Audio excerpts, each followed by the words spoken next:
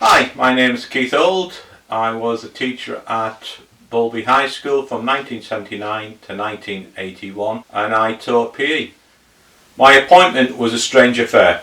The guy who was originally intended to have the post gave back work on the Thursday prior to school starting on the Monday. There was a phone call to my parents asking whether or not I'd be interested in the post. I was out playing cricket on that particular occasion, came back, accepted the post, and then it was a frantic 24 hours trying to get myself organised. Came down to Doncaster with 2 bags, an Adidas bag full of sports equipment, another bag full of shirts, ties and toiletries, with nowhere to live. So when I arrived in Doncaster, it was a case of looking through the free press adverts, trying to find a flat close to the school to make as a base so I could get myself settled. I found one at 216 Balby Road, just opposite the corner of Carr Junction there, and it was in close vicinity to the school.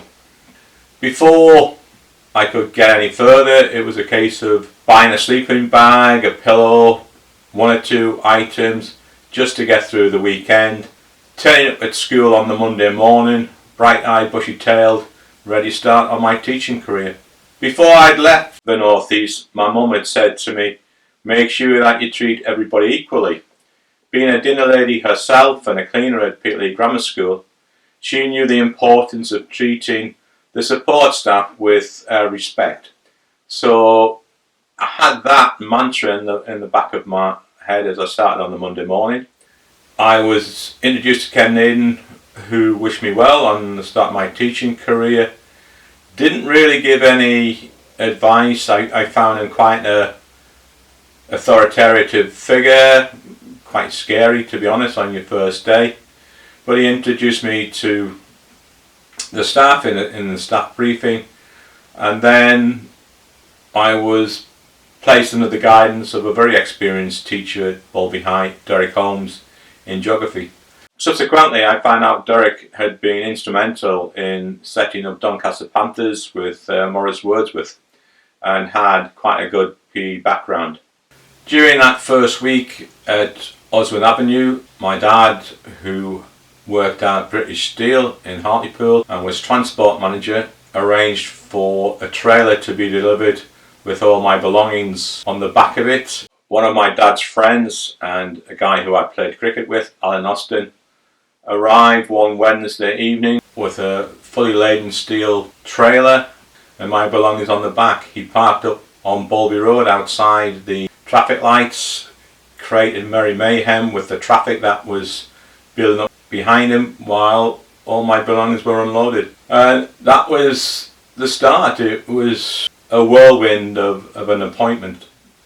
I was given my timetable in the first week to find I was down to teach timetable fillers of art and metalwork. Metalwork I'd never taught before, had no training in it, and Brian Parkin had the pleasure, inverted commas, of leading me through a year of teaching metalwork to students. Art was less problematic. I'd done a little bit of art at college. Johnny Hobden was a really friendly guy and suggested that I use Hexlaw flats as a means of getting the students to learn about light and shade. So my double lesson of art on an afternoon, I simply took the students down to Hexlaw flats and let them sketch whatever they wanted to focus upon. In hindsight, Johnny Hobden was breaking me in very gently into the world of teaching art. My first impressions of the school was that it was a very friendly, supportive environment. There was a younger generation of male teachers which I gravitated towards, the likes of Ronnie Hopkinson, Dick Costello, Pete Crichton, Dick Ibbotson. And of course there was my own department. Bill Cale was head of boys PE, Mary Firth, Kay Baxter and later Mandy Allen within the girls PE. I have to say that the domestic science staff Pat Jepson and Suke were extremely kind to me in my first week or two. They managed to find pots, pans, plates, cutlery to set up a young lad in a flat, and I was extremely grateful. It's pennies that could be used on other things. I settled in very well with their help and their guidance. The staff room was a very welcoming environment. A lot of experienced, talented, committed teachers around at that time. The break times, we used to have one of the dinner ladies serve us tea, coffee, penguin biscuits, and all staff came to the staff room, and it was a way in which the problems of the morning could be solved, the events of the afternoon planned, if there were any last minute changes. If you needed to let off a bit of steam, it was certainly a place where you could do that. You could go out and seek people for advice and support on a child who may be having problems, something that you may not have known about. With that advice and that knowledge, you could go into your next lesson being forewarned that somebody had had a bad lesson, a pupil may not be quite 100%, and so on. Facilities at the school were not particularly great. I remember the changing rooms being extremely small. The gym was one built in the 1950s, low roof, overhanging gymnastics beams, the traditional wall bars, benches around the side, DIY basketball boards that had been erected in front of the windows. The schoolyard had a slope, always seemed to have staff cars parked at the top end, windows galore around the sides. The potential for damage was untold. When it rained, there were puddles all over the yard, making it quite dangerous, and during winter when it froze over, the pupils just made massive great slides down from the top of the yard to the bottom. It was just very dangerous. The school field, half-acre field, was of poor quality. It didn't really lend itself to matches during the winter months, so a lot of the activities were undertaken down at Hexlaw Flats, which took time out of the lessons. Facilities down there were very, very good. The football pitches, the sports pavilion, the tennis courts. Without those facilities, I think PE would have struggled. The PE curriculum was based on a very traditional format of football, rugby, hockey, cross country during the winter months. Indoors, basketball, a little bit of gymnastics, and during the summer, mainly athletics, tennis and cricket. There was a strong tradition of cross country, and I remember well my first venture to run the course, getting completely lost, ending up on the main railway line between Doncaster and Sheffield with the train bearing down on me, tooting its horn. Eventually found my way through Cuckoo Tunnel, Horseshoe Tunnel, down the River Don along the riverbank, and it was actually a really nice training run, a nice course. The school had a strong tradition in basketball, obviously with the Morris Wordsworth, Derek Holmes impact. I tapped into that by having Ian Day and Mike Davis, who were players at Team Z-Bart at the time, come in and do coaching with the students. That seemed to go down really well. In return, the students received tickets to games up at Adwick Leisure Centre, and we'd often go across and watch matches. In addition to the normal PE timetable, we ran a lot of extracurricular clubs. I in particular ran early morning clubs at 8 o'clock in the morning, because some mornings, certainly on a Monday, if I'd been up to the northeast to visit my relatives, I'd come back, I'd be in school for 7:30, and we'd run an activity at 8 o'clock. It just made sense to do that. Why waste time and why waste the facilities? Jack Leach in particular was great organising the cleaners to do the last minute clean up before school started. There were specialist activities that we needed to cover with the CSE PE group, so we would do sports activities then with youngsters to get their scores higher. The strong tradition of Duke of Edinburgh was continued. We did residentials down at Edil, where we took the students away. Pony trekking was one of the activities, which thankfully I was given a very docile horse, having never ridden a horse, been anywhere near a horse. I remember that experience quite well. The horse, blessed, just took me round. I just sat on his back with the reins in my hands. The PE department ran CSE PE, an examination course at the time. One of the aspects of that course was National Sports Centres. So we took students down to Crystal Palace, where they had a fantastic time. Ran on the same track as Steve Aubert, Steve Cram, played on the AstroTurf, went in the Olympic-sized swimming pool. It was a very good trip that could only have been run from school with the use of the school coach. There was a pool of drivers at the school led by Roy Jenkinson, but we had the likes of Dick Costello, Johnny Campbell, who could all drive the coach, who supported the PE department in a wide range of activities across the country. Certainly the sports fixtures would have been really hard work without the use of the school coach. I particularly remember an incident when the school coach was in for its MOT. We were due to play at Hunger Hill.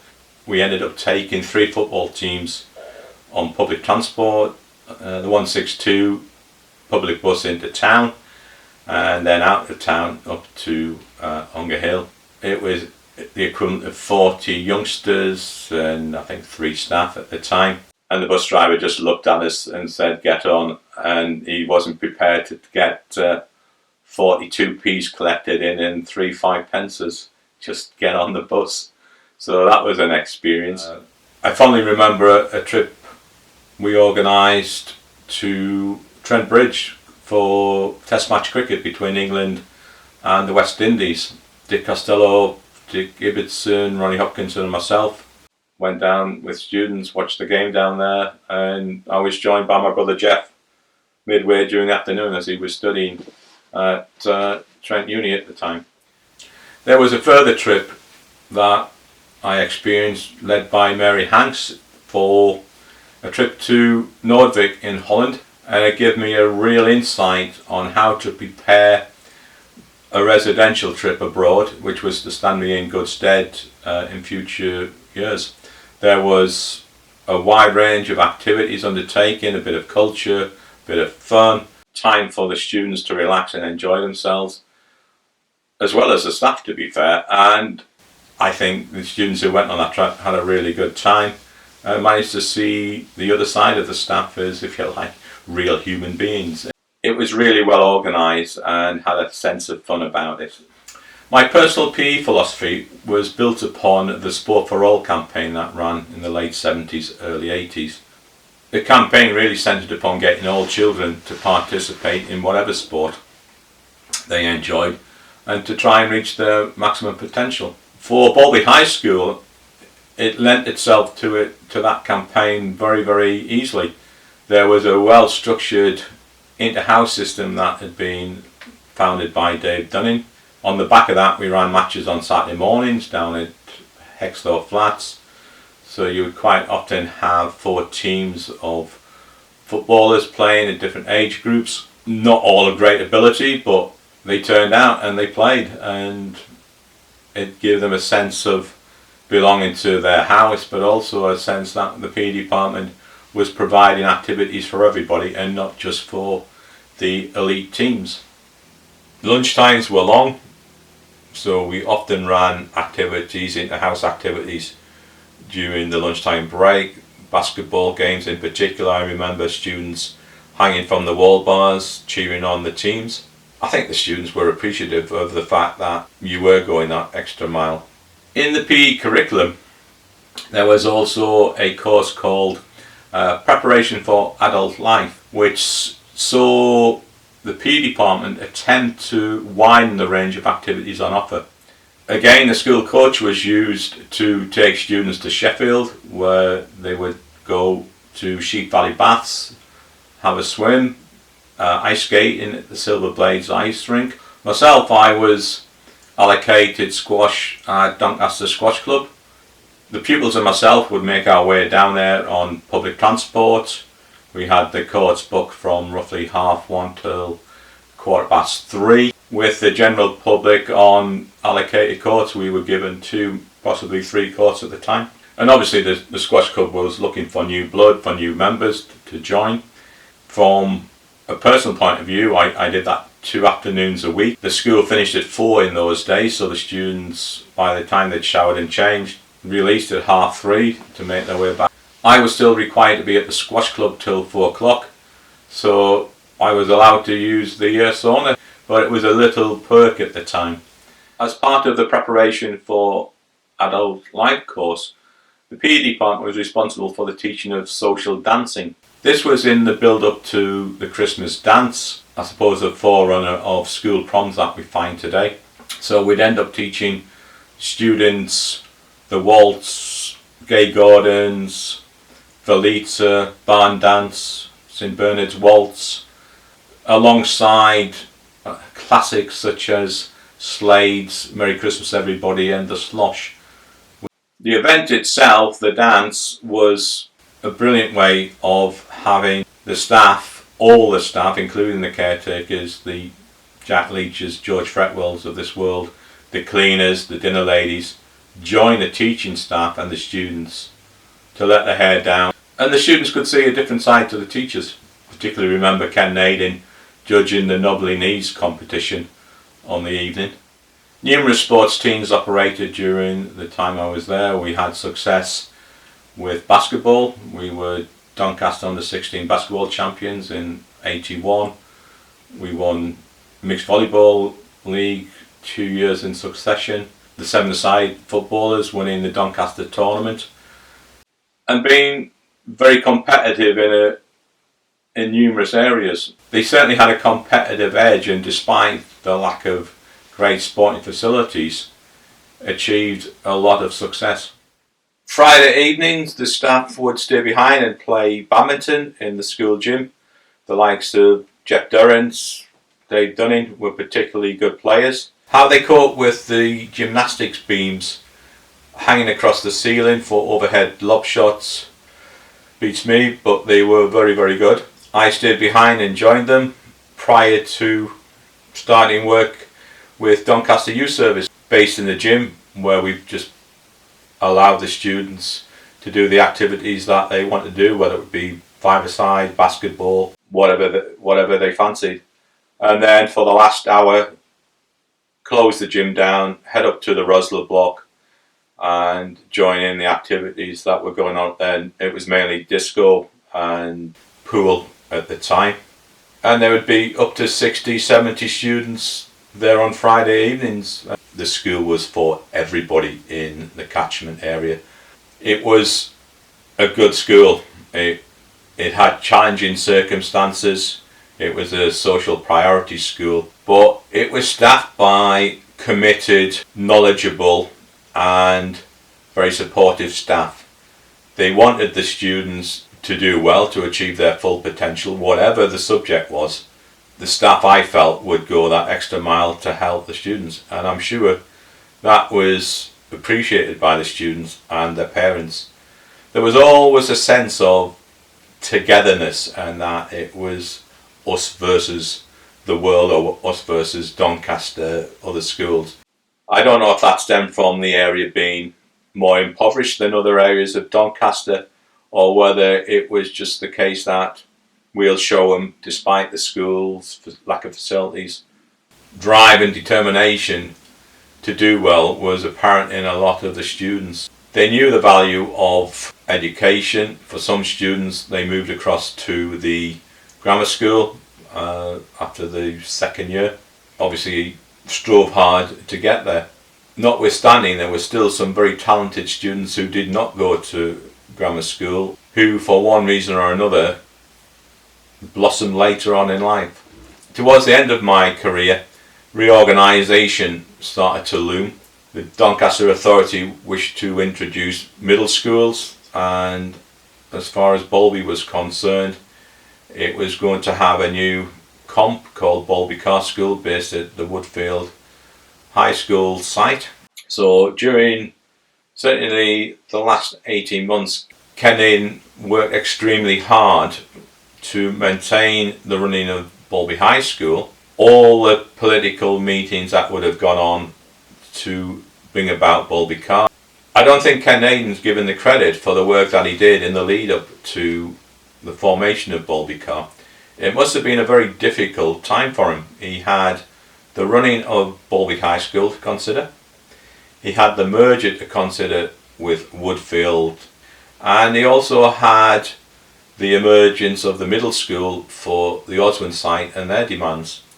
But he got the job done, and he deserves a lot of credit for that.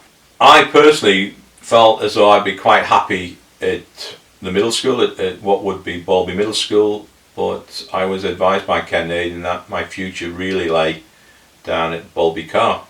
I think it's a testament to the work that the PE department was doing at the time, that all of the department was asked to move down to the Balby Carr site. The reorganisation itself was a bit chaotic towards the final weeks, attempting to pack equipment that you were going to take down there, basketballs, footballs, gymnastics equipment, crash mats, trampolines and so forth, while still trying to teach. On a personal front, I love my time at Balby High School. The time I had there was very, very enjoyable. I learnt a great deal from the staff and the students, to be fair. It provided me with a great grounding to my teaching career that lasted over 30 years. You've got to say Balby High was a good school. Not particularly blessed with great facilities, but it was blessed with a staff who had a very caring attitude towards their students. The Balby and Hexlock community has a special bond. You see it in the way in which students still keep in touch with staff, keep in touch with each other through reunions and so on. I was lucky enough to go to a reunion down at the Leopard recently with former students from Balby High School, and I had a great time, and it was great to see how their lives had developed since the age of 14, 15. Great times.